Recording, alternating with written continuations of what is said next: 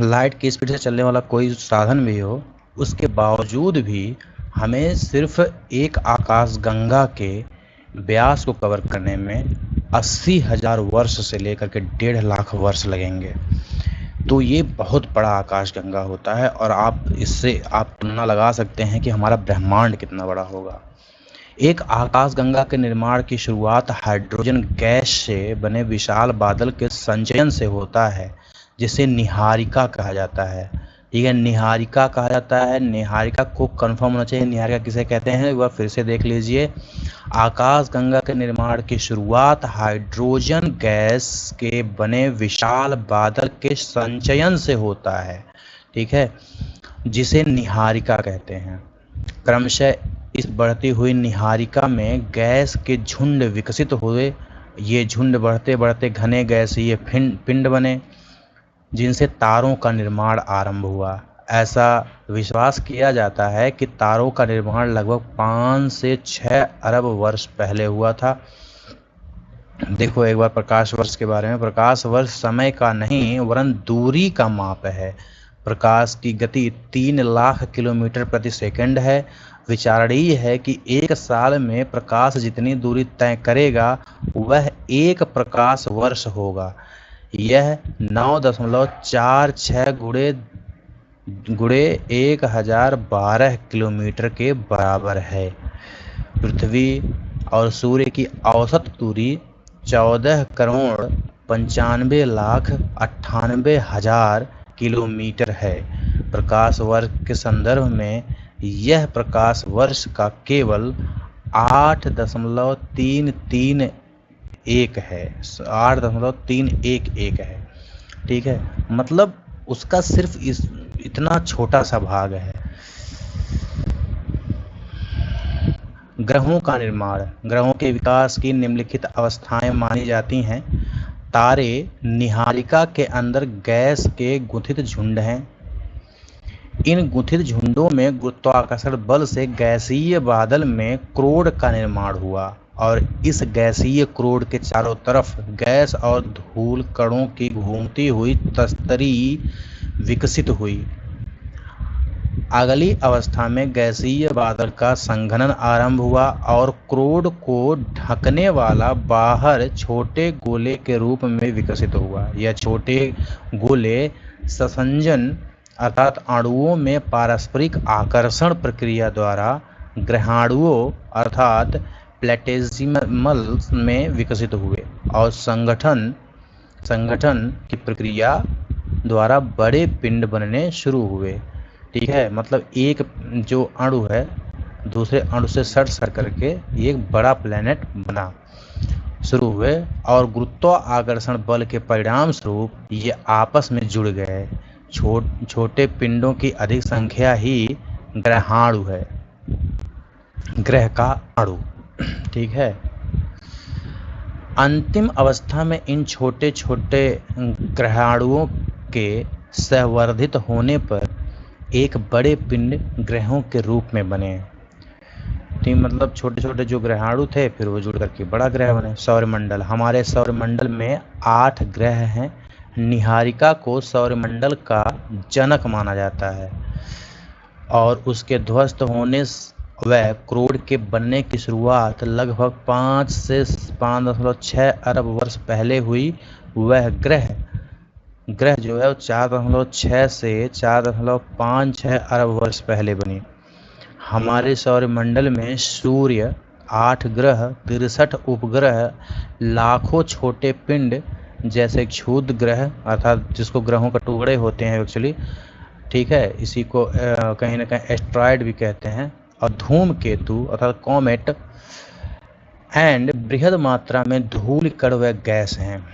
इन 8 ग्रहों में बुध, शुक्र, पृथ्वी व मंगल भीतरी ग्रह कहलाते हैं। ठीक है, इन चारों ग्रहों को भीतरी ग्रह कहते हैं अर्थात इनर प्लैनेट्स कहते हैं, क्योंकि ये सूर्य व क्षुद्र ग्रहों की पट्टी के बीच स्थित हैं। अन्य 4 ग्रह बाहरी ग्रह हैं, आउटर प्लैनेट हैं। ठीक है, पहले 4 ग्रह पार्थिव ग्रह भी कहे जाते हैं। पार्थिव ग्रह क्यों कहते हैं? इसका अर्थ है कि यह ग्रह पृथ्वी की भांति ही शैलों और धातुओं से बनी है और अपेक्षाकृत अधिक घनत्व वाले ग्रह हैं। अन्य 4 ग्रह गैस से बने विशाल ग्रह और जोवियन ग्रह कहलाते हैं। मतलब इनको विशाल ग्रह या फिर जोवियन ग्रह कहते हैं, जो कि गैस से बने होते हैं। जोवियन का अर्थ है बृहस्पति की तरह, ठीक है, मतलब बृहस्पति की तरह दिखते हैं, इसीलिए इसको जोवियन कहते हैं। जबकि शुरुआत के जो 4 ग्रह हैं उसको पार्थिव ग्रह कहते हैं, क्योंकि ये पृथ्वी की तरह कठोर हैं। इसमें से अधिकतर पार्थिव ग्रहों से विशाल हैं और हाइड्रोजन व हीलियम से बना सघन वायुमंडल है। सभी ग्रहों का निर्माण लगभग 4.6 अरब वर्षों पहले एक ही समय में हुआ। अभी तक प्लूटो को भी एक ग्रह माना जाता था, परंतु अंतर्राष्ट्रीय खगोलीय संगठन ने अपनी बैठक अगस्त 2006 में यह निर्णय लिया कि कुछ समय पहले खोजे गए अन्य खगोलीय पिंड 2003 यूबी 313 तथा प्लूटो बौने ग्रह कहे जा सकते हैं। हमारे सौरमंडल से संबंधित कुछ तथ्य 2.1 में दिए गए हैं। बौने ग्रह का मतलब वो होता है जो ग्रह के परिभाषा में नहीं आते, फिर भी वो अपने तारे का अगर वो चक्कर लगा रहे हैं तो उसे बौना ग्रह कहते हैं। भीतरी ग्रह पार्थिव है, जबकि दूसरे ज़्यादातर ग्रह गैसीय है। ऐसा क्यों है? पार्थिव या व जोवियन ग्रहों में अंतर निम्नलिखित परिस्थितियों के फलस्वरूप हो सकता है। आप इस सारणी को देख सकते हैं। पहले 8 ग्रह को देख लीजिए। बुध है, शुक्र है, पृथ्वी है, मंगल है, फिर बृहस्पति है, फिर शनि है, और फिर यूरेनस और फिर नेपच्यून है। ठीक है, सब हिंदी में लिखा हुआ है। इसको अरुण बोलते हैं भैया हिंदी में, और इसको वरुण बोलते हैं, वरुण। ठीक है, लेकिन आजकल यूपीएससी और यूपीपीसीएस दोनों ही हमेशा ही ऑप्शन में अरुण वरुण ना देकर के यूरेनस और नेपच्यून ही देते हैं, तो ये नाम आपको पता होना चाहिए। ठीक है, दूरी जो है बुध की कितनी है, शुक्र की कितनी है, ये आप इसको देख सकते हैं, और ये दूरी जो है वो खगोलीय एकक में है। ठीक है, अर्थात अगर पृथ्वी की मध्याह्न दूरी 14,95,98,000 किलोमीटर है तो यही एकक के बराबर होगा। ठीक है, एकक का मतलब जो सूर्य से पृथ्वी की दूरी, ठीक है, उसको खगोलीय एकक कहते हैं। घनत्व ग्राम प्रति घन सेंटीमीटर में दिया जाता है यहाँ पे, तो इसको आप डेटा को पढ़ लीजिए। ये इतना इम्पोर्टेंट है नहीं, ऐसा पूछा नहीं जाता है। हाँ, लेकिन ये पता होना चाहिए उपग्रह की संख्या। बुध के पास कोई उपग्रह नहीं है, शुक्र के पास भी कोई उपग्रह नहीं है, पृथ्वी के पास सिर्फ एक है, मंगल के पास 2 हैं। ठीक है, ये चारों एकदम से क्लियर होना चाहिए आपको। उसके बाद भी जो है उसको पता होना चाहिए कि बृहस्पति के पास 53 है, शनि के पास भी 53 उपग्रह हैं, और यूरेनस के पास 27 है, जबकि नेपच्यून के पास 13 है। मतलब चौथा वह ग्रह का नाम बताओ आप जिसके सबसे अधिक उपग्रह हैं, तो वो आपका नेपच्यून है। और 5वां सबसे अधिक उपग्रह वाला ग्रह जो है वो मंगल ग्रह है। ठीक है, और 6वां पृथ्वी है, जबकि और दोनों लोगों के पास, पृथ्वी और बुध और शुक्र के पास अपना उपग्रह है ही नहीं। उपग्रह का मतलब होता है जो ग्रहों का चक्कर लगाते हैं। ठीक है, एक चीज़ मैं आपको क्लियर कर देता हूँ, शायद इसमें लिखें कि ना लिखें। देखो, चक्कर लगाने की जहाँ तक बात है ना, तो पृथ्वी का, पूरे ब्रह्मांड का हर एक कण चक्कर लगाता है। ठीक है, जैसे शुरुआत अगर करें हम उपग्रहों से, ठीक है, तो उपग्रह जो है ना, उपग्रह जो है ना, वो ग्रहों का चक्कर लगाते हैं। वो ग्रहों का चक्कर लगाते हैं, ग्रह के चारों तरफ ऐसे गोल गोल गोल गोल गोल घूमते रहते हैं। ठीक है, फिर ये ग्रह और उपग्रह जो घूम रहे हैं उसके साथ साथ ये तारे का चक्कर लगाते हैं। जो अपना तारा है सूर्य है, तो ये सूर्य का चक्कर लगाएंगे। ठीक है, सूर्य का, लेकिन उस सूर्य का चक्कर लगाते हुए ग्रह तो लगा ही रहा है, उसके साथ साथ उपग्रह ग्रहक लगा रहा है। वो पूरा एक सिस्टम सूर्य का चक्कर लगा रहा है। सूर्य भी चक्कर लगाता है। सूर्य किसका लगाता है? वो जो हमारा गैलेक्सी है ना, हर गैलेक्सी के बीच में ब्लैक होल होता है, ठीक है। और इसके चारों तरफ जो तारामंडल होते हैं, तारामंडल जैसे अपना सौर मंडल है वैसे ही तारामंडल होते हैं कईयों, ठीक है। तो ये तारामंडल जो है वो पूरा का पूरा सिस्टम अपना लेकर के वो किसका चक्कर लगाते हैं? वो पूरा सिस्टम लेकर के अपना आकाश गंगा का चक्कर लगाते हैं, ठीक है। अब आप सोच रहे होंगे आकाश गंगा किसी का चक्कर नहीं लगाता है। नहीं, आकाश गंगा भी चक्कर लगाता है। वो जब बहुत बड़े मतलब कई आकाश गंगा के एक झुंड बनता है तो उसको लोकल ग्रुप कहते हैं। लोकल ग्रुप में एक और बड़ा जो है ब्लैक होल होता है उसके सेंटर में, ठीक है।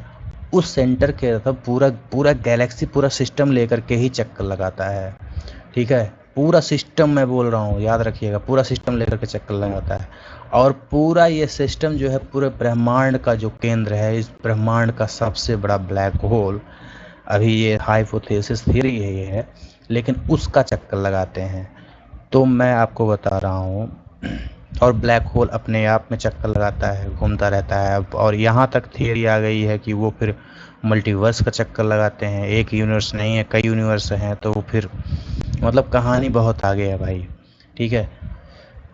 लेकिन अभी वर्तमान में आपको इतना पता होना चाहिए कि सिर्फ उपग्रह ग्रह का और ग्रह सूर्य का चक्कर नहीं लगाते, बल्कि सूर्य भी चक्कर लगाता है। ये इस तरीके से पूरा एक सिस्टम, जैसे मान लीजिए कि ये ब्लैक होल है ना अपने गैलेक्सी का, तो ये सौरमंडल है ना, अगर पूरा ये सौरमंडल है तो ये एक स्पाइरल तरीके से पूरा सिस्टम लेके पूरा घूमता रहता है, ठीक है। पूरा सिस्टम लेके घूमता रहता है, ठीक है। तो ये चीज़ें आपको पता होना चाहिए, तभी आपको क्लियर होगा चीज़ें। अब आप आगे आते हैं, पृथ्वी की उत्पत्ति एवं विकास। पार्थिव ग्रह जनक तारों के बहुत समीप बने, जहां, ठीक है, अत्यधिक तापमान के कारण गैस संघनित नहीं हो पाई और घनी भूमि भी ना हो सकी, और जोवियन ग्रहों की संरचना अपेक्षाकृत अधिक दूरी पर हुई। सौर वायु सूर्य के नज़दीक ज़्यादा शक्तिशाली थी।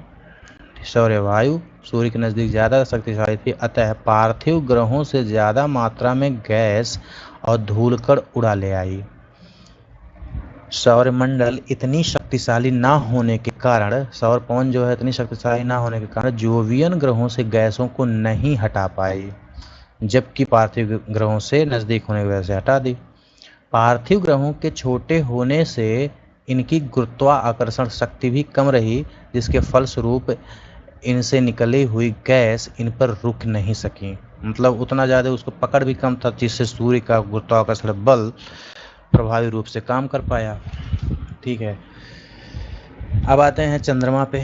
चंद्रमा पृथ्वी का अकेला प्राकृतिक उपग्रह है। ये शब्द क्यों प्राकृतिक यूज करना पड़ रहा है? क्योंकि भैया मानव निर्मित उपग्रह भी प्रक्षेपित किए जाते हैं पृथ्वी के ऑर्बिट में, ठीक है। तो इसीलिए प्राकृतिक उपग्रह कहा जा रहा है। तो चंद्रमा को पृथ्वी की तरह चंद्रमा की उत्पत्ति संबंधी मत प्रस्तुत किए गए हैं। सन 1838 ईस्वी में सर जॉर्ज डार्विन ने सुझाया कि प्रारंभ में पृथ्वी व चंद्रमा तेजी से घूमते एक ही पिंड थे। यह पूरा पिंड डंबल, बीच से पतला और किनारों से मोटा, डंबल देखे होंगे ना जो जिम में होता है, डंबल की आकृति में परिवर्तन हुआ और अंत में टूट गया। इसके अनुसार पृथ्वी का निर्माण उसी पदार्थ से हुआ है जहां आज प्रशांत महासागर एक गर्त के रूप में मौजूद है। मतलब वहीं से वो निकला है। यद्यपि वर्तमान समय में वैज्ञानिक इनमें से किसी भी व्याख्या को स्वीकार नहीं करते। ऐसा विश्वास किया जाता है कि पृथ्वी के उपग्रह के रूप में चंद्रमा की उत्पत्ति एक बड़े टकराव का नतीजा है, जिसे द बिग स्प्लैट कहते हैं। द बिग स्प्लैट मतलब एक बड़ा कोई एस्टेरॉयड था, बड़ा कोई ग्रह था जो इससे टकराया तब इसकी उत्पत्ति हुई, ऐसा माना जाता है। ऐसा मानना है कि पृथ्वी के बनने के कुछ समय बाद ही मंगल ग्रह के 1 से 3 गुना बड़े आकार का पिंड पृथ्वी से टकराया। इस टकराव से पृथ्वी का एक हिस्सा टूटकर अंतरिक्ष में बिखर गया। टकराव से अलग हुआ यह पदार्थ फिर पृथ्वी के कक्ष में घूमने लगा और क्रमशः आज का चंद्रमा बना। यह घटना या चंद्रमा की उत्पत्ति लगभग 4.44 अरब वर्ष पहले हुई। पृथ्वी का उद्भव। क्या आप जानते हैं कि प्रारंभ में पृथ्वी चट्टानी और गर्म और वीरान ग्रह थी, जिसका वायुमंडल विरल था, जो हाइड्रोजन व हीलियम से बना था। यह आज की पृथ्वी के वायुमंडल से बहुत अलग था। अतः कुछ ऐसी घटनाएं व क्रियाएं अवश्य हुई होंगी जिनके कारण चट्टानी, वीरान व गर्म पृथ्वी एक ऐसे सुंदर ग्रह में परिवर्तित हुई जहां बहुत सा पानी तथा जीवन के लिए अनुकूल वातावरण उपलब्ध हुआ। अगले कुछ भागों में आप पढ़ेंगे कि आज से 460 करोड़ सालों के दौरान इस ग्रह पर जीवन का विकास कैसे हुआ। पृथ्वी की संरचना परतदार है। पृथ्वी की संरचना कैसी है? परतदार है। जब आप उसकी आर्थिक संरचना पढ़ेंगे तो पता चलेगा आपको। वायुमंडल के बाहरी छोर से पृथ्वी के क्रोड तक जो पदार्थ हैं वे एक समान नहीं हैं। वायुमंडलीय पदार्थ का घनत्व तो सबसे कम है और पृथ्वी की सतह से इसके भीतरी भाग तक अनेक मंडल हैं जो और हर एक भाग में पदार्थ की अलग अलग विशेषताएं हैं। पृथ्वी की पदार्थ संरचना कैसे विकसित हुई? स्थल मंडल का विकास। ग्रहाणु मतलब ग्रह के छोटे छोटे टुकड़े और दूसरे खगोलीय पिंड ज्यादातर एक जैसे ही घने व हल्के पदार्थों के मिश्रण से बने हैं। उल्काओं के अध्ययन से हमें यह बात पता चलता है। बहुत से ग्रहाणुओं के इकट्ठा होने से ग्रह बने। पृथ्वी की संरचना भी इसी प्रक्रम के अनुरूप हुई है। जब पदार्थ गुरुत्वाकर्षण के कारण संहत हो रहा था तो उन इकट्ठा होते पिंडों ने पदार्थों को प्रभावित किया। इससे अत्यधिक ऊष्मा उत्पन्न हुई। यह क्रिया जारी रही और उत्पन्न ताप से पदार्थ पिघलने गलने लगा। ऐसा पृथ्वी की उत्पत्ति के दौरान और उत्पत्ति के तुरंत बाद हुआ। अत्यधिक ताप के कारण पृथ्वी आंशिक रूप से द्रव अवस्था में रह गई और तापमान की अधिकता के कारण ही हल्के व भारी घनत्व के मिश्रण वाले पदार्थ घनत्व के अंदर के कारण अलग होना शुरू हो गए। इसी अलगाव से भारी पदार्थ जैसे लोहा पृथ्वी के केंद्र में चले गए और हल्के पदार्थ पृथ्वी की सतह और ऊपरी भाग की तरफ आ गए। मंगल के साथ यह और ठंडे हुए और ठोस रूप में परिवर्तित होकर छोटे आकार के हो गए। अंततोगत्वा यह पृथ्वी की भूर परपटी के रूप में विकसित हो गए। हल्के व भारी तत्व वाले पदार्थों के पृथक होने की इस प्रक्रिया को विभेदन कहते हैं। और चंद्रमा की उत्पत्ति के दौरान भीषण संघट्ट अर्थात जाइंट इम्पैक्ट के कारण पृथ्वी का तापमान पुनः बढ़ा। फिर ऊर्जा उत्पन्न हुई और यह विभेदन का दूसरा चरण था। विभेदन की इस प्रक्रिया द्वारा पृथ्वी का पदार्थ अनेक परतों में अलग हो गया। पृथ्वी के धरातल से क्रोड तक कई परतें पाई जाती हैं, जैसे परपटी, क्रस्ट, फिर उसके बाद है प्रावार जिसको मेंटल कहते हैं, फिर बाह्य क्रोड, आउटर कोर और आंतरिक क्रोड, इनर कोर। ठीक है। पृथ्वी के ऊपरी भाग से अंतरिक्ष भाग तक पदार्थ का घनत्व बढ़ता है। ठीक है। पृथ्वी के ऊपरी भाग से आंतरिक भाग तक पदार्थ घनत्व बढ़ता जाता है। हर परत की विशेषताओं का विस्तार पूर्वक अध्ययन हम अगले अध्याय में करेंगे। ठीक है। हर एक परत का मतलब हम उनके सभी परतों को देखेंगे। देखिए ये है भूवैज्ञानिक काल मापक्रम। ठीक है। भूवैज्ञानिक इसी तरीके से हम मापते हैं। ठीक है। अलग अलग नाम लिखे हैं अलग अलग कालखंडों का, जिसमें कि इसमें ये भी बताते हैं कि हम लोग कब डेवलप हुए, कब हमारा कहीं ना कहीं पृथ्वी पे अवतार हुआ। तो अवतार नहीं बल्कि विकास हुआ, धीरे धीरे डेवलप हुए हैं हम। तो अगर हम शुरू करें तो बिग बैंग से। ठीक है। बिग बैंग कब हुआ? लगभग 13.7 वर्ष पहले, 5 अरब से 13.7 वर्ष पहले ठीक है, सुपरनोवा तारों की उत्पत्ति, ये सब बताते हैं। तो सबसे पहले तो आपको पता है कि ये बताया जा रहा है बार बार कि 13.7 अरब वर्ष पहले बिग बैंग का कार्य हुआ। उसके बाद सुपरनोवा का कार्य हुआ लगभग उससे 1.5 अरब वर्ष बाद, और आज से मतलब 5 अरब वर्ष पहले सूर्य की उत्पत्ति हुई।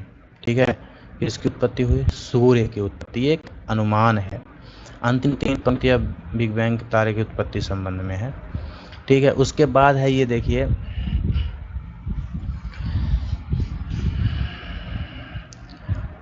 प्रागजीवी बोलते हैं जिसको प्रोटोजोइक बोलते हैं, और इसमें आद्य महाकल्प और हेडियन आते हैं। ठीक है, इसको अगर हम कल्प में बांटें, महाकल्प में बांटें, फिर कल्प में देखो ईयान है, ईयान के बाद महाकल्प में बांटा गया है इसे, और उसके बाद फिर कल्प में बांटा गया है, उसके बाद युग में बांटा गया है, और इसको जो है वो आयु या आधुनिक वर्ष के पहले के हिसाब से जोड़ा जा रहा है। और इसमें कौन कौन से जीवन या मुख्य घटनाएं हुई हैं तो वो है, तो इसमें पूर्व कैम्ब्रियन आता है जो लगभग 57 करोड़ से लेकर के 4 अरब 80 वर्ष पहले तक की घटनाओं को इसमें हम लोग जोड़ते हैं।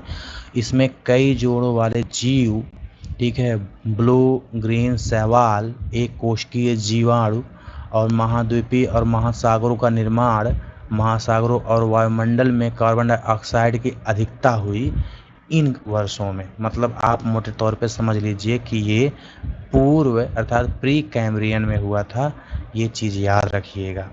ठीक है, तो और इसका अगर आज के वक्त से वर्ष में देखें तो 57 करोड़ से लेकर के, ठीक है, कहाँ तक, लगभग 5 अरब वर्ष पहले तक की घटनाओं के बीच की ये सब घटनाएं हैं।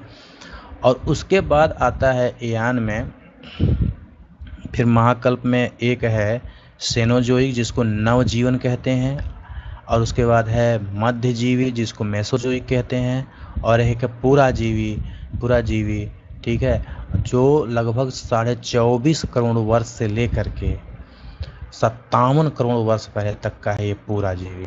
ठीक है, पुराजीवी, इसमें जो एरा है, ठीक है, देखो हम बता रहे हैं ये एरा हुआ, ये पीरियड है। इसमें पीरियड जो आते हैं कौन कौन से हैं, एक है पर्मियन, कार्बोनिफेरस, और उसके बाद डेवोनियन, फिर है प्रवालविद या फिर सिल्रियन, फिर आर्डोवियन और कैम्ब्रियन। ठीक है, कैम्ब्रियन में क्या क्या हुआ ध्यान देने वाली योग्य बात है, ये इसी तरीके से आप मैच करेंगे तो बेहतर रहेगा। कैम्ब्रियन में स्थल पर कोई जीवन नहीं थे, जल में बिना रीढ़ की हड्डी वाले जीव थे, ये कैम्ब्रियन की बात है। फिर आर्डोविशियन,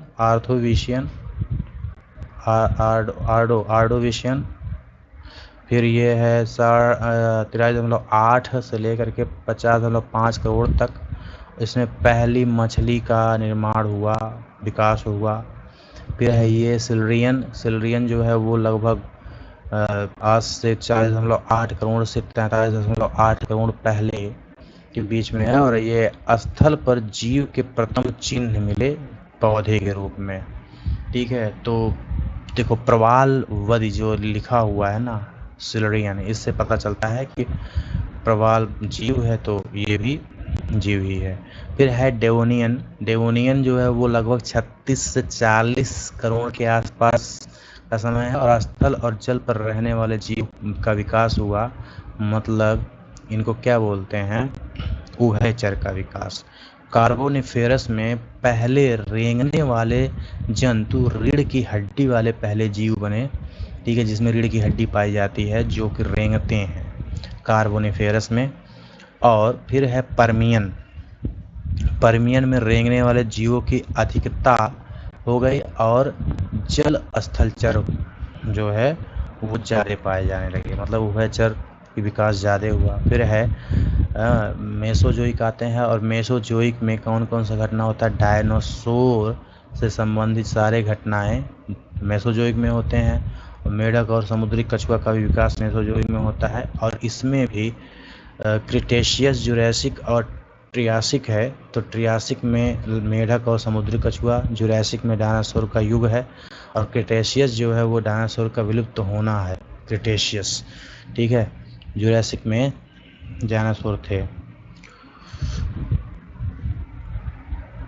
फिर है भैया सेनोजोइक, जिसको नवजीवन कहते हैं, और ये कालखंड आज से 6.3 करोड़ वर्ष पहले से शुरू होता है, और इसको टर्सरी भी बोलते हैं, तृतीय कल्प बोलते हैं, इसको हम क्वाटनरी बोलते हैं, चतुर्थ कल्प बोलते हैं। इसको 2 कालखंडों में बांटा गया है ना, दो पीरियड में। ठीक है, तो इनमें कौन कौन सी घटना देखने को मिलती है? तो युग में इसको देखो कितने युग में, अगर हम टर्सरी की बात करें तो उसको हम 5 युगों में बांटते हैं। एक है पुरानूतन, फिर है आदिनूतन, फिर है अधिनूतन, फिर अल्पनूतन और अतिनूतन। ठीक है, तो पुरानूतन में छोटे स्तनपायी चूहे आदि पानी का विकास हुआ लगभग 6 करोड़ 6.5 करोड़ वर्ष पहले। फिर है अतिनूतन में खरगोश जैसे जीव का विकास हुआ।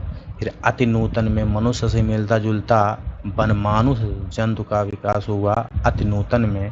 ठीक है, फिर अल्पनूतन में वनमानुष फूल वाले पौधे और वृक्ष का विकास हुआ अल्पनूतन में।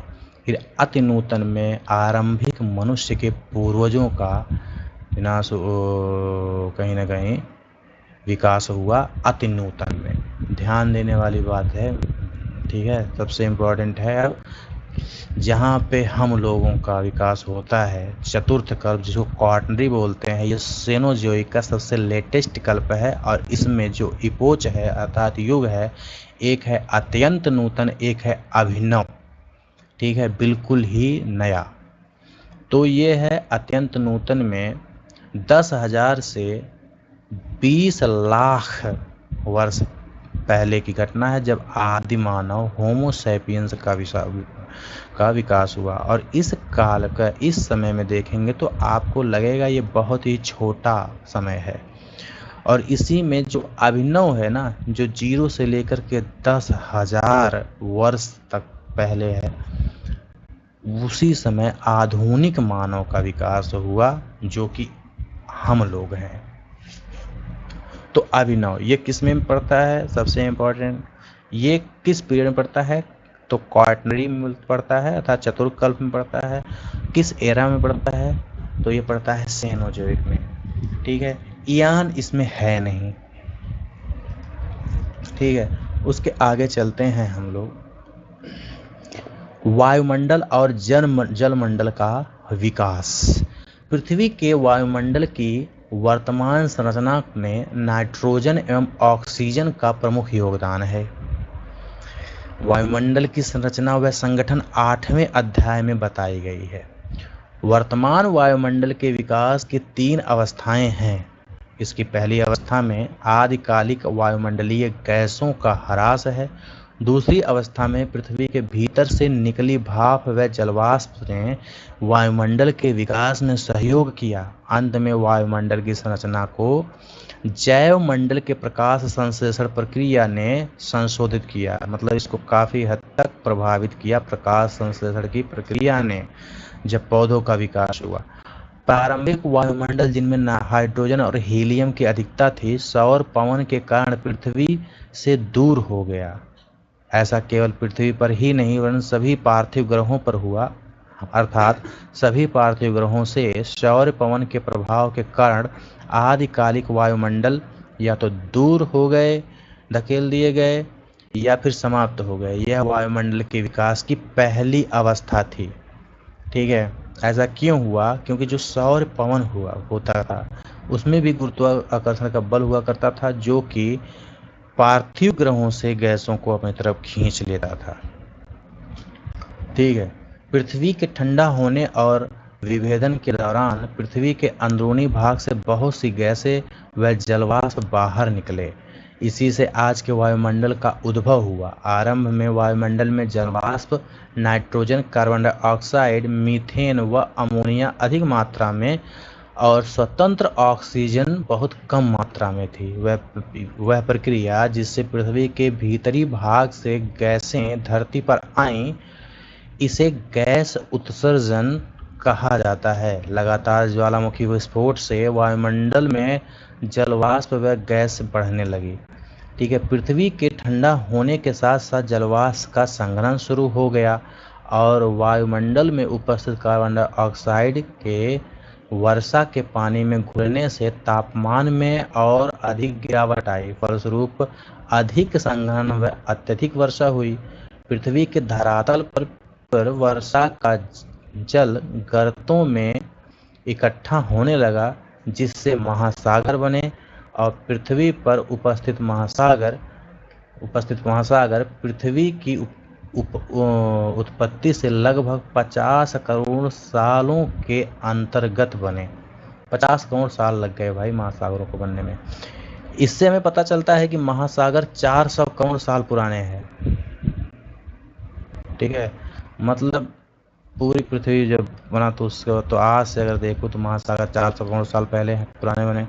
लगभग 380 करोड़ साल पहले जीवन का विकास आरंभ हुआ। यद्यपि लगभग 250 से 300 करोड़ साल पहले प्रकाश संश्लेषण प्रक्रिया विकसित हुई। और प्रकाश संश्लेषण प्रक्रिया कब शुरू हुई? जब प्लांट्स का विकास होगा। लंबे समय तक जीवन केवल महासागरों तक सीमित रहा। प्रकाश संश्लेषण की प्रक्रिया द्वारा ऑक्सीजन में बढ़ोतरी महासागरों की देन है। धीरे धीरे महासागर ऑक्सीजन से संतृप्त हो गए और वायुमंडल में ऑक्सीजन की मात्रा 200 करोड़ वर्ष पूर्व पूर्ण रूप से भर गई।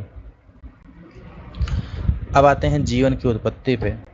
पृथ्वी की उत्पत्ति का अंतिम चरण जीवन की उत्पत्ति व विकास से संबंधित है। निसंदेह पृथ्वी के आरंभिक वायुमंडल जीवन के लिए अनुकूल नहीं था। आधुनिक वैज्ञानिक जीवन की उत्पत्ति को एक तरह की रासायनिक प्रक्रिया बताते हैं, जिससे पहले जटिल जैव कार्बनिक अणु बने और उनका समूहन हुआ। यह समूहन ऐसा था जो अपने आप को दोहराता था, पुनः बनने में सक्षम था और निर्जीव पदार्थों को जीवित तत्वों में परिवर्तित कर सका। हमारे ग्रह पर जीवन के चिन्ह अलग अलग समय की चट्टानों में पाए जाने वाले जीवाश्म के रूप में हैं। 300 करोड़ साल पुरानी भूगर्भिक शैलों में पाई जाने वाली सूक्ष्मदर्शी संरचना आज भी शैवाल ब्लू ग्रीन एल्गी की संरचना से मिलती जुलती है। यह कल्पना की जा सकती है कि इससे पहले समय में साधारण संरचना वाली शैवाल रही होगी।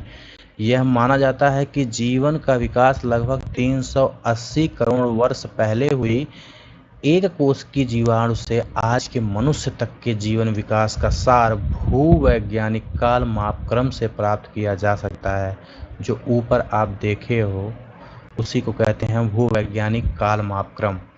जो भूवैज्ञानिक काल मापक्रम पृष्ठ 18 में दर्शाया गया है।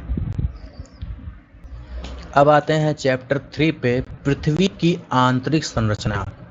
मैं फिर से एक बार कह रहा हूँ कि किसी भी चैप्टर को पढ़ते हुए जिसका चैप्टर का टाइटल है ना, उस पे एक बार जरूर ध्यान दीजिए अच्छे से और एक आइडिया लगाने का खुद कोशिश करिए कि हम लोग क्या पढ़ने वाले हैं।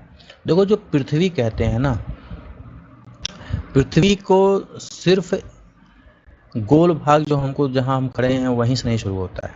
ठीक है, वायुमंडल पूरा लेकर के पृथ्वी होता है। ठीक है, वायुमंडल पूरा लेकर के पृथ्वी होता है। ये पूरा पृथ्वी है। ठीक है, तो पृथ्वी जब हम पृथ्वी से अंदर की तरफ केंद्र की तरफ जाते हैं ना, तो घनत्व जो है वो अणुओं के बीच की घनत्व कम होता जाता है।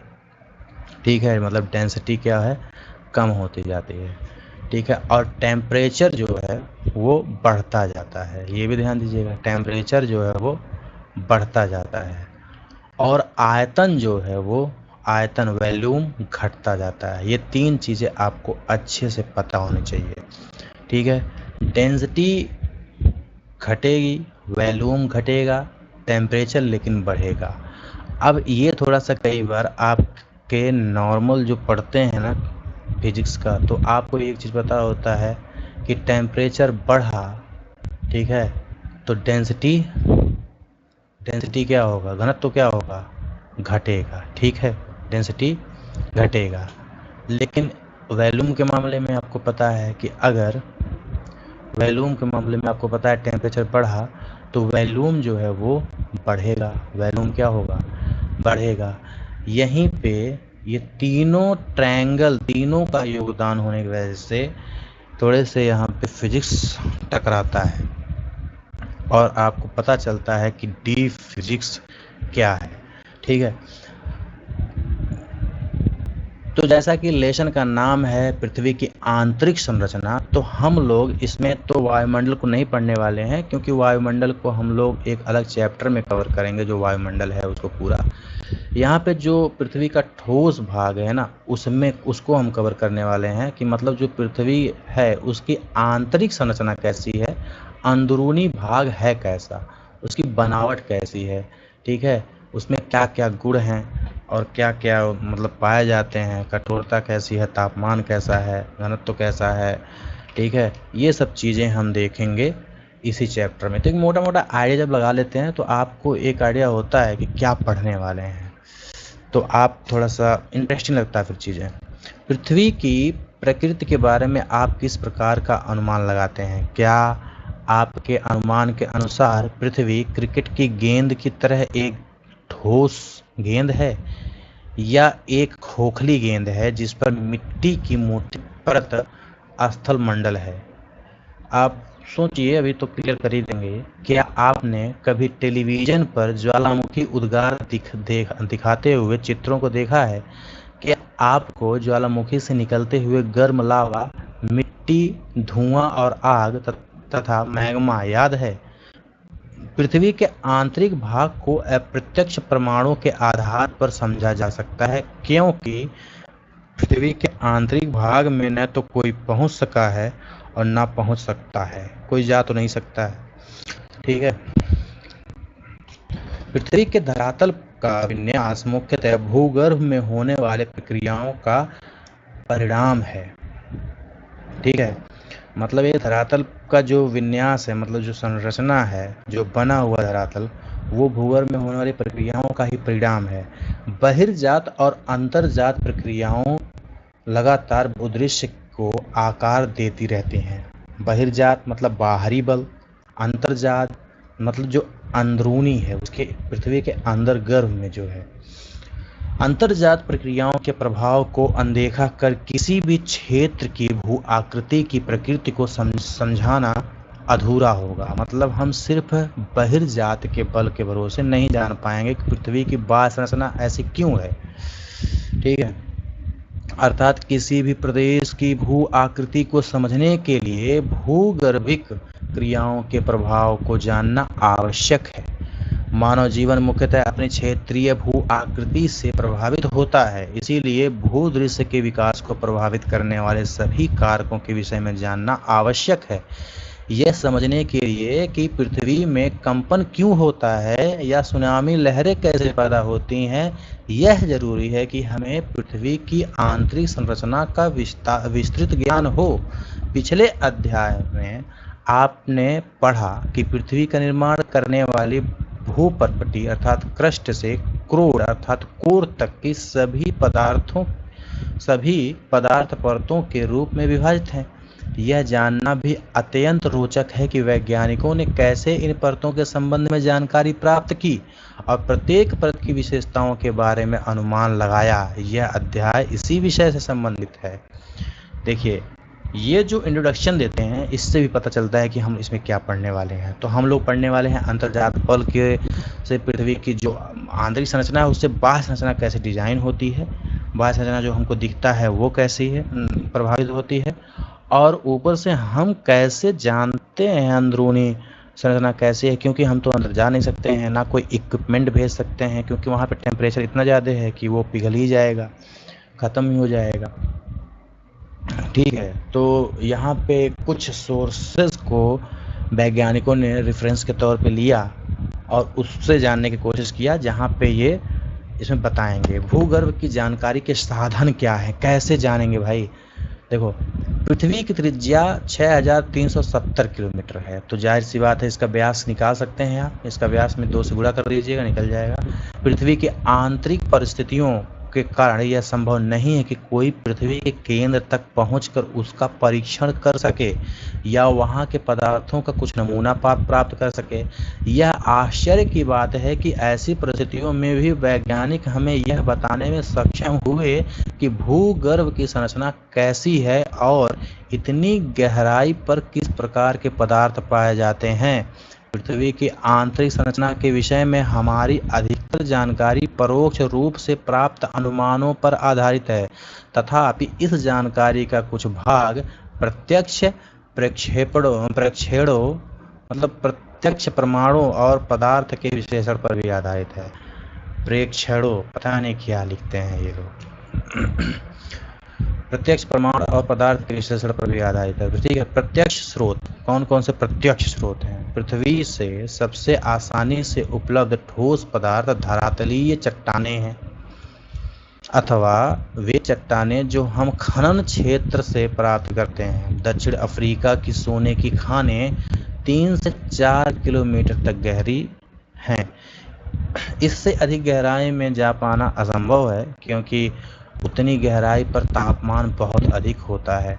गन और खनन के अतिरिक्त वैज्ञानिक विभिन्न परियोजनाओं के अंतर्गत पृथ्वी की आंतरिक स्थिति को जानने के लिए परपटी में गहराई तक छानबीन कर रहे हैं।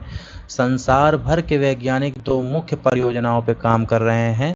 ये है गहरे समुद्र में प्रवेधन परियोजना, डीप ओशन ड्रिलिंग प्रोजेक्ट, व समन्वित महासागरीय प्रवेधन परियोजना, इंटीग्रेटेड ओशन ड्रिलिंग प्रोजेक्ट। आज तक सबसे गहरा प्रवेधन मतलब ड्रिल आर्कटिक महासागर में कोला क्षेत्र में 12 किलोमीटर की गहराई तक किया गया है। यही सबसे गहरा है।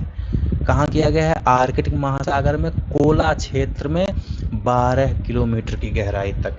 इन परियोजनाओं तथा बहुत सी अन्य गहरी खुदाई परियोजनाओं के अंतर्गत विभिन्न गहराई से प्राप्त पदार्थों के विश्लेषण से हमें पृथ्वी के आंतरिक संरचना से संबंधित असाधारण जानकारी प्राप्त हुई। ये प्रत्यक्ष प्रमाण है। और आगे है ज्वालामुखी उद्गार। प्रत्यक्ष जानकारी का एक अन्य स्रोत है। जब कभी भी ज्वालामुखी उद्गार से लावा पृथ्वी के धरातल पर आता है, यह प्रयोगशाला अन्वेषण के लिए उपलब्ध होता है। यद्यपि इस बात का निश्चय कर पाना कठिन होता है कि यह मैग्मा कितनी गहराई से निकला है। अब देखो अप्रत्यक्ष स्रोत। यही कहीं ना कहीं अप्रत्यक्ष स्रोत ही ना पृथ्वी के ज़्यादा गहराई की जानकारी को प्राप्त कराता है। ठीक है, पदार्थ के गुणधर्म के विश्लेषण से पृथ्वी के आंतरिक भाग की अप्रत्यक्ष जानकारी प्राप्त होती है। खनन प्रक्रिया से हमें पता चलता है कि पृथ्वी के धरातल में गहराई बढ़ने के साथ साथ तापमान और दबाव में वृद्धि होती है। इतना ही नहीं, हमें यह भी पता चलता है कि गहराई बढ़ने के साथ साथ पदार्थ का घनत्व भी बढ़ता है। तापमान, दबाव और घनत्व में इस परिवर्तन की दर को आंका जा सकता है। पृथ्वी की कुल मोटाई को ध्यान में रखते हुए वैज्ञानिकों ने विभिन्न गहराइयों पर पदार्थ के तापमान, दबाव और घनत्व के मान को अनुमानित किया है। प्रत्येक परत के संदर्भ में इन लक्षणों का सविस्तार वर्णन इस अध्याय में आगे किया गया है। पृथ्वी की आंतरिक जानकारी का दूसरा अप्रत्यक्ष स्रोत है उल्काएं। ठीक है, जो कभी कभी धरती तक पहुंचती हैं। हालांकि हमें यह भी ध्यान रखना चाहिए कि उल्काओं का विश्लेषण के लिए उपलब्ध पदार्थ पृथ्वी के आंतरिक भाग से प्राप्त नहीं होते, परंतु उल्काओं से प्राप्त पदार्थ और उनकी संरचना पृथ्वी से मिलती जुलती है। ये उल्काएं वैसे ही पदार्थ से बने ठोस पिंड हैं जिनसे हमारा ग्रह पृथ्वी बना है। अतः पृथ्वी की आंतरिक जानकारी के लिए उल्काओं का अध्ययन एक अन्य महत्वपूर्ण स्रोत है। अन्य अप्रत्यक्ष स्रोतों में गुरुत्वाकर्षण, चुंबकीय क्षेत्र व भूकंप संबंधित क्रियाएं शामिल है। पृथ्वी के धरातल पर भी विभिन्न अक्षांशों पर गुरुत्वाकर्षण बल एक समान नहीं होता। यह गुरुत्वाकर्षण बल ध्रुवों पर अधिक है और भूमध्य रेखा पर कम होता है। ठीक है, मतलब ये है ध्रुवों पर गुरुत्वाकर्षण बल अधिक है, इस चीज़ को ध्यान रखिएगा, और भूमध्य रेखा पर गुरुत्वाकर्षण बल कम है। भूमध्य रेखा पे आपका वजन कम होगा और ध्रुवों पर आपका वजन ज़्यादा बताएगा। पृथ्वी के केंद्र से दूरी के कारण गुरुत्वाकर्षण बल ध्रुवों पर अधिक है। ठीक है, ध्रुवों पर अधिक है और भूमध्य रेखा पर कम है। मतलब दूरी कम हुई तो गुरुत्वाकर्षण बल बढ़ा और दूरी बढ़ी तो गुरुत्वाकर्षण घटा।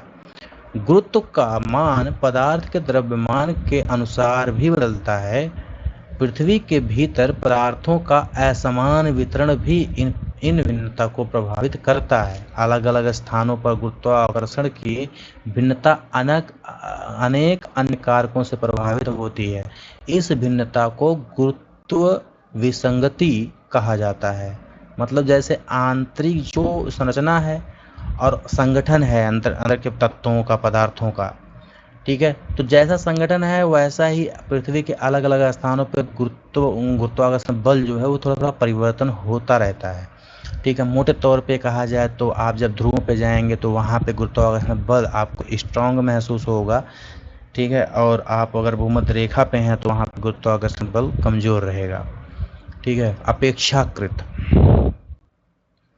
गुरुत्वीय विसंगति हमें भूपर्पटी में पदार्थ के द्रव्यमान के वितरण की जानकारी देता है। चुंबकीय सर्वेक्षण भी भूपर्पटी में चुंबकीय पदार्थ के वितरण की जानकारी देते हैं।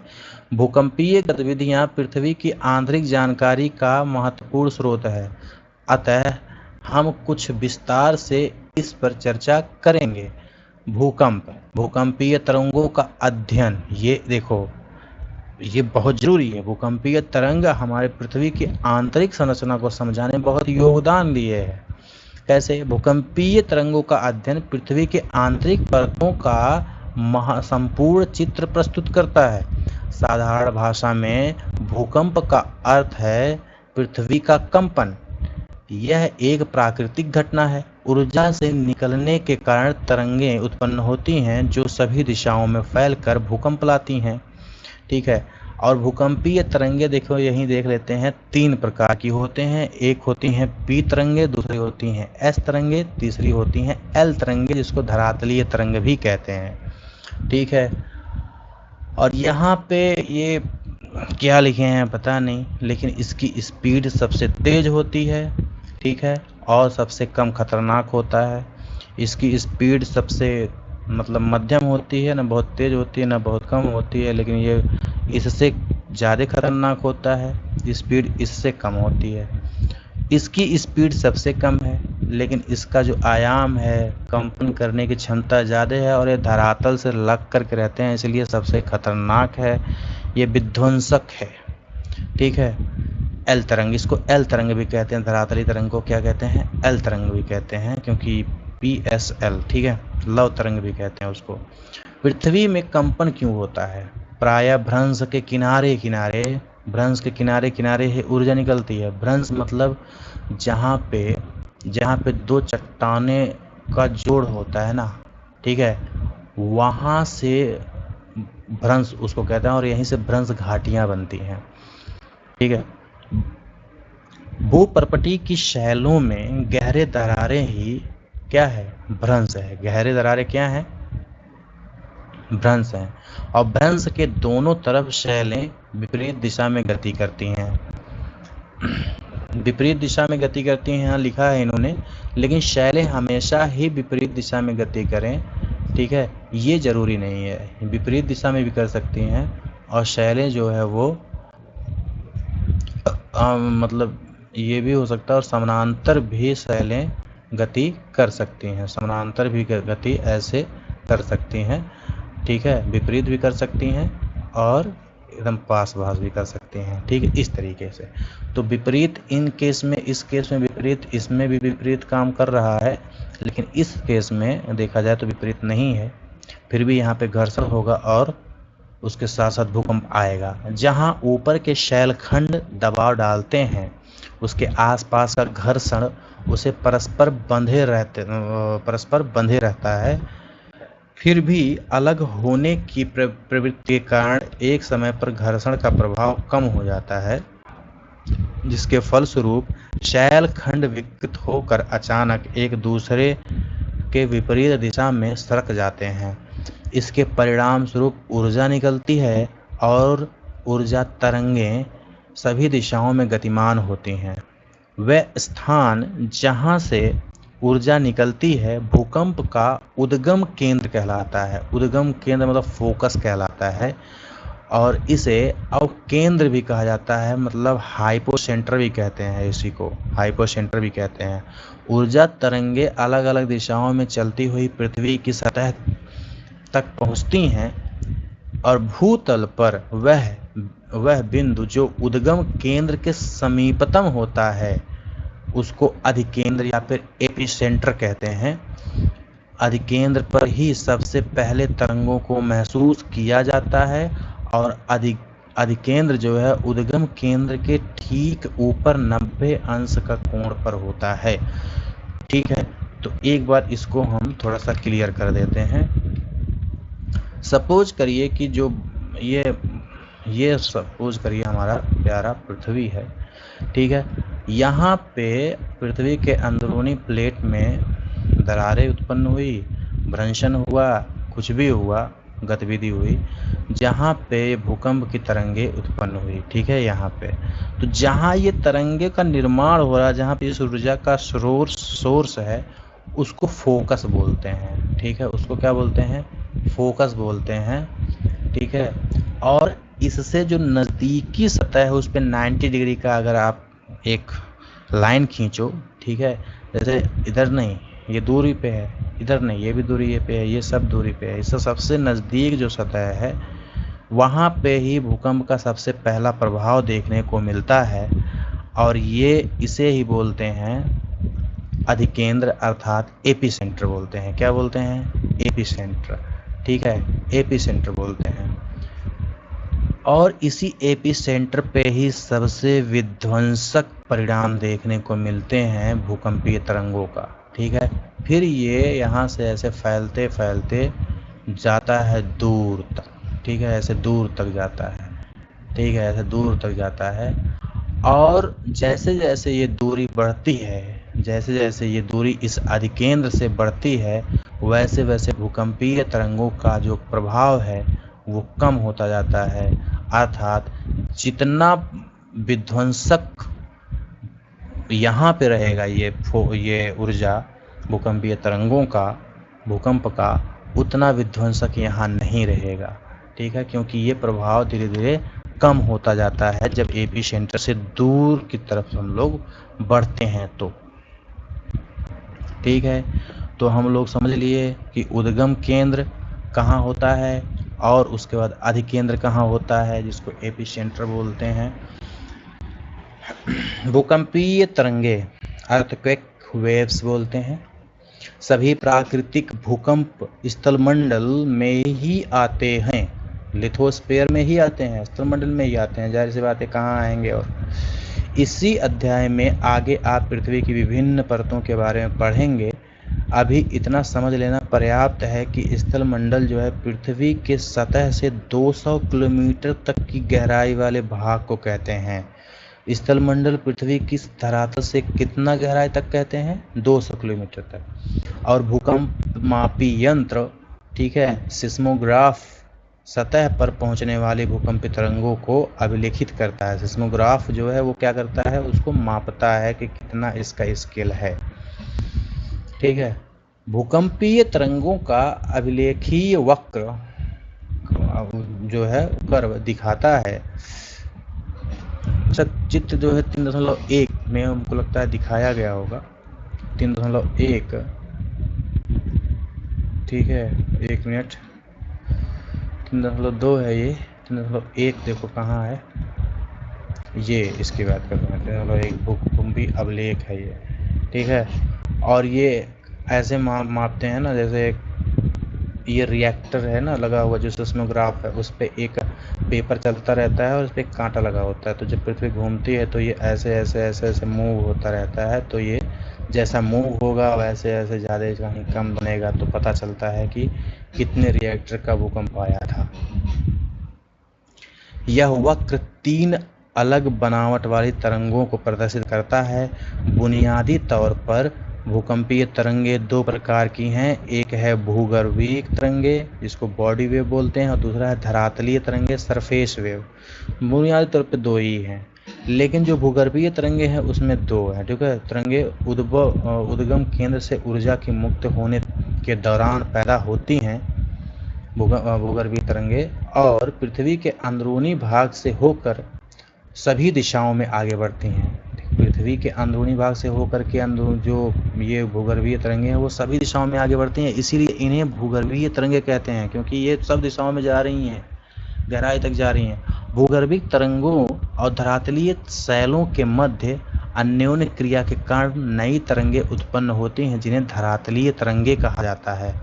ये तरंगें धरातल के साथ साथ चलती हैं और तरंगों का वेग अलग अलग घनत्व वाले पदार्थों से गुजरने पर परिवर्तित होता है। जैसा घनत्व रहता है वैसा उसका वेव रहता है। अधिक घनत्व वाले पदार्थों में तरंगों का वेव अधिक रहता है, ठीक है, ये चीज़ ध्यान दीजिएगा। जितना देखो पदार्थों का घनत्व में देखो, अधिक घनत्व वाले पदार्थों में तरंगों का वेव अधिक रहता है। क्या रहता है? अधिक रहता है, अधिक घनत्व वाले, ठीक है, मतलब उसका वेग गति बढ़ जाती है। पदार्थों के घनत्व में भिन्नता होने के कारण परावर्तन अर्थात रिफ्लेक्शन और अपवर्तन अर्थात रिफ्रैक्शन होता है, जिनसे इन तरंगों की दिशा भी बदल जाती है, मतलब वो मुड़ भी जाते हैं, जाने चाहिए सीधे लेकिन नहीं जाते हैं। लेकिन जो ये मैंने हाईलाइट पॉइंट किया है ना, ये पॉइंट याद रखिएगा, क्योंकि इस एक लाइन की वजह से आपको पता चलेगा कि पृथ्वी के आंतरिक संरचना है कैसी। अधिक घनत्व वाले पदार्थों में तरंगों का वेग अधिक होता है, तो इसका मतलब हुआ कि कम घनत्व वाले पदार्थों में तरंगों का वेग कम होगा, ठीक है। तो आपको पता है कि जो चट्टान होते हैं और जो धातुएं होती हैं उनका जो घनत्व है वो ज़्यादा होता है, और जो जल है या फिर कोई लिक्विड चीज़ है तो वहाँ पे उसका घनत्व कम होता है, ठीक है। तो इन्हीं सब का हम एक्सप्लेनेशन देखेंगे, और जिस पदार्थ में इनका जो गति है जैसा प्रतीत होगा वैसा ही हम लोग अनुमान लगाएंगे। भूगर्भीय तरंगें भी 2 प्रकार की होती हैं, जो अंदर अंदर तरंगें चलती हैं उसके भी 2 प्रकार के होते हैं, एक होता है पी, दूसरा है एस तरंगे, ठीक है। और पी तरंगे तीव्र गति से चलने वाली तरंगे हैं और धरातल पर सबसे पहले पहुंचती हैं, भाई तेजी से चलती हैं तो तेजी से पहुंचेंगी। इन्हें प्राथमिक तरंग भी कहते हैं। पी तरंगे ध्वनि तरंगों जैसी होती हैं, ध्वनि तरंगों जैसी, ठीक है। ये गैस, तरल, ठोस तीनों प्रकार के पदार्थों से गुजर सकती हैं। एस तरंगें धरातल पर कुछ समय अंतराल के बाद पहुंचती हैं, ये द्वितीयक तरंगें कहलाती हैं। एस तरंगों के विषय में एक महत्वपूर्ण तथ्य यह है कि ये केवल ठोस पदार्थों में माध्यम से ही चलती हैं। मतलब क्या हुआ कि यहाँ 2 चीज़ें क्लियर हुई कि जो एस तरंग है, ठीक है, वो तीनों माध्यम में चलती है, तीनों माध्यम में चलती है, ठीक है। किसमें? ठोस, द्रव और गैस में, ठीक है, और गैस में।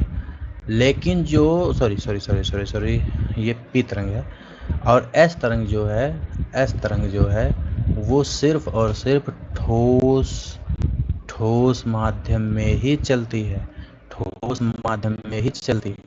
तो ये चीज़ आपको क्लियर होना चाहिए, क्योंकि इन्हीं सब फैक्ट से ही हम लोग आंतरिक संरचना को ज्ञात करेंगे, ठीक है, माध्यम से चलती हैं। और एस तरंगों की यह एक महत्वपूर्ण विशेषता है। इसी विशेषता ने वैज्ञानिकों को भूगर्भ संरचना समझने में मदद की।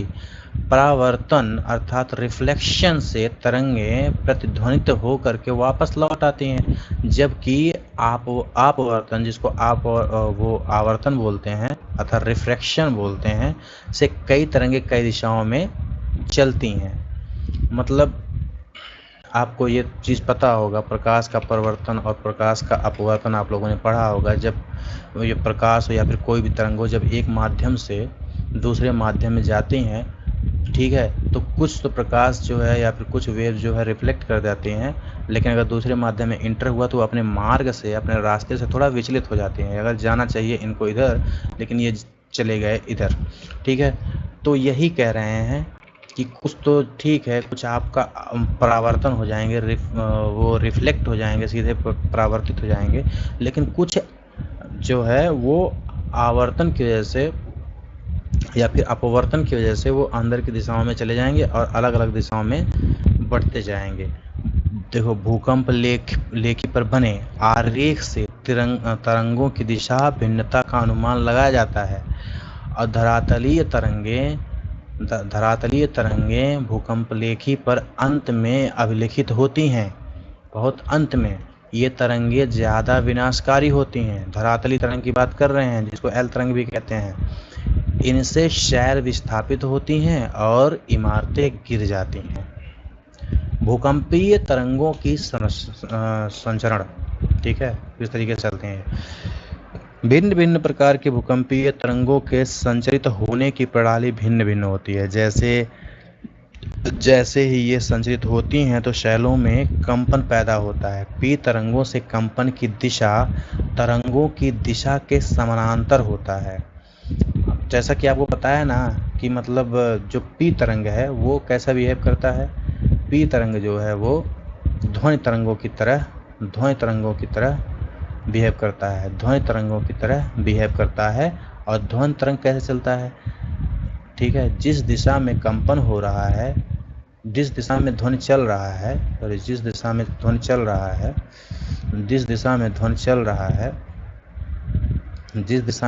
रहा है, उसी के समानांतर ही कंपन होता है, ठीक है, उसी के समानांतर ही कंपन होता है।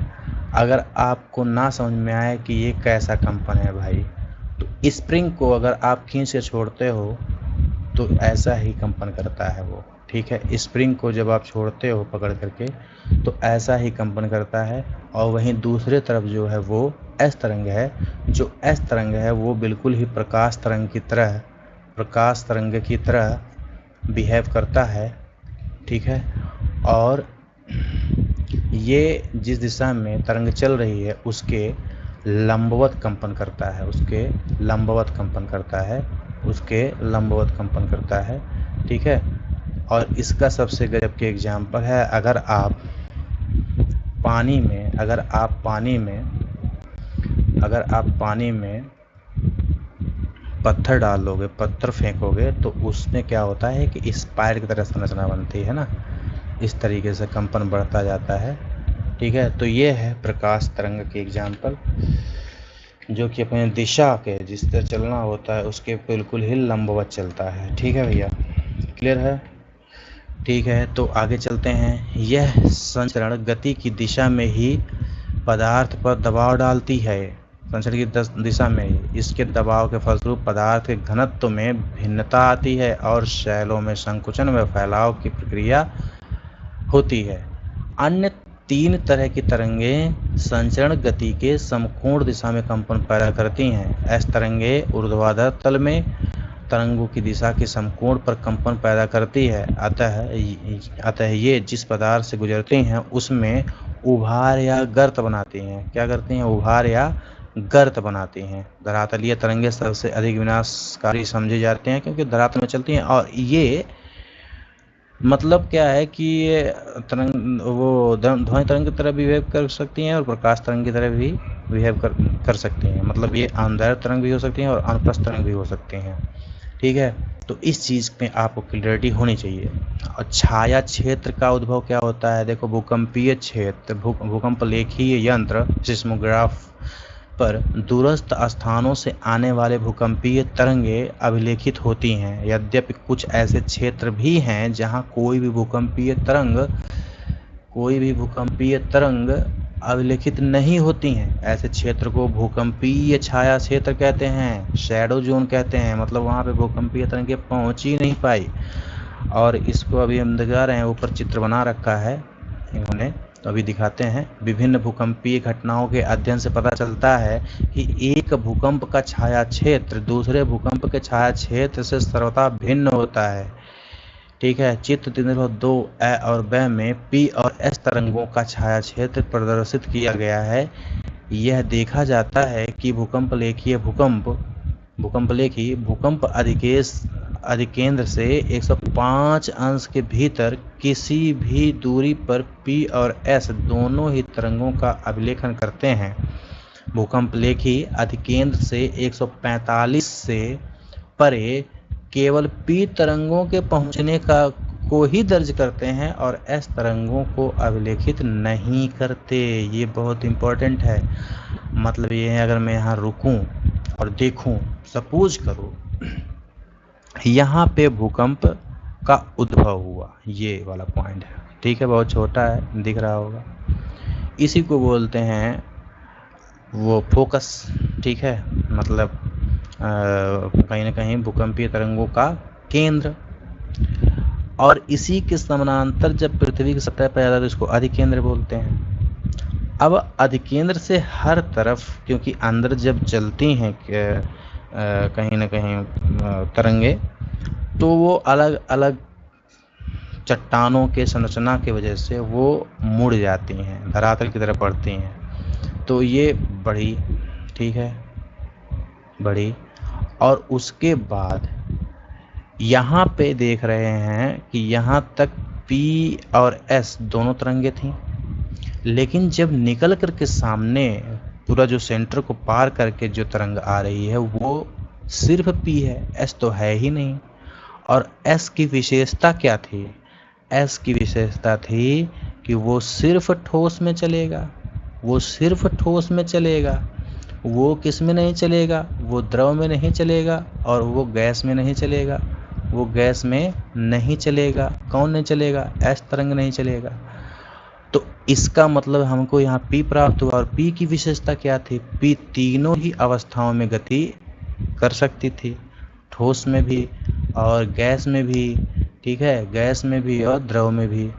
ठीक है, तीनों ही अवस्थाओं में। तो इसका मतलब हुआ कि वैज्ञानिक हो या हम हो, अगर हमको सिर्फ इतना ही पता हो तो हमको एक चीज़ क्लियर हो जानी चाहिए कि अंदर जो क्रोड है वो या तो भैया द्रवीय है या तो गैसीय है।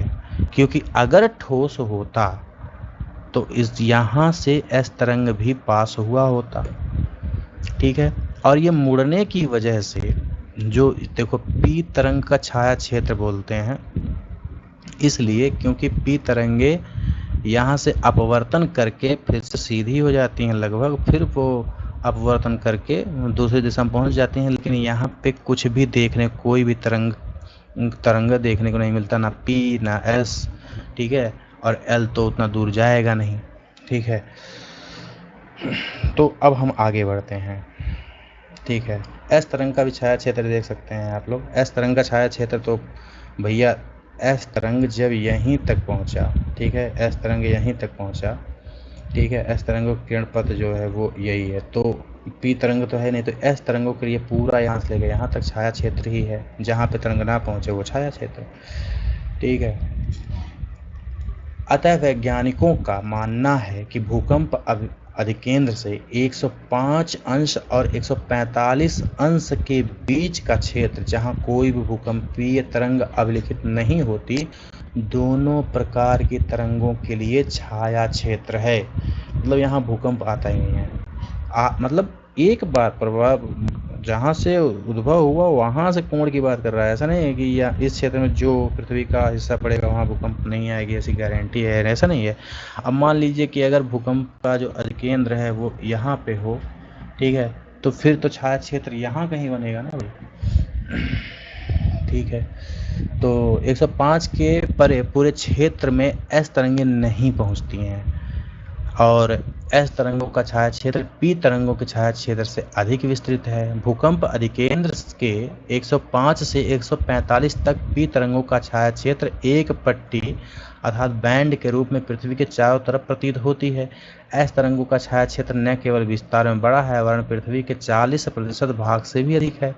अगर आपको भूकंप अधिकेंद्र का पता हो तो आप किसी भी भूकंप का छाया क्षेत्र रेखांकित कर सकते हैं, क्योंकि आपको एंगल पता है कि 105 से आगे एस तरंग 105 से आगे मिलेंगे नहीं, और पी तरंग जो है 1 से 5 से लेकर के 145 तक नहीं मिलेंगी दोनों तरफ, तो और 145 से 45 में बीच में मिलेंगी। तो हमको इस तरीके से हम निकाल सकते हैं अगर हमको डेटा पता हो तो, अधिकेंद्र पता हो तो। किसी भूकंप अधिकेंद्र को जानने का विवरण जो है बॉक्स में पृष्ठ नंबर 28 में दिया गया है। देखो, भूकंप के प्रकार को देख लेते हैं हम लोग। सामान्यतः विवर्तनिक अर्थात टेक्टोनिक भूकंप ही अधिक आते हैं। मतलब ये है कि ज़्यादातर भूकंप कहीं ना कहीं प्लेटों के घर्षण, प्लेटों के मूवमेंट, प्लेटों के एक दूसरे से टकराना, ठीक है, इन्हीं सब घटनाओं से आते हैं। ये भूकंप भ्रंश तल के किनारे चट्टानों के सरक जाने के कारण उत्पन्न होते हैं। एक विशिष्ट वर्ग के विवर्तनिक भूकंप को ही ज्वालामुखीय जन्य भूकंप समझा जाता है। ठीक है, एक विशिष्ट वर्ग जिसमें मतलब ऐसा एक वर्ग है जिसमें वोल्केनिक क्रियाएं होती हैं तब उससे भूकंप आती हैं। ये भूकंप अधिकांशतः सक्रिय ज्वालामुखी क्षेत्र में ही सीमित रहते हैं।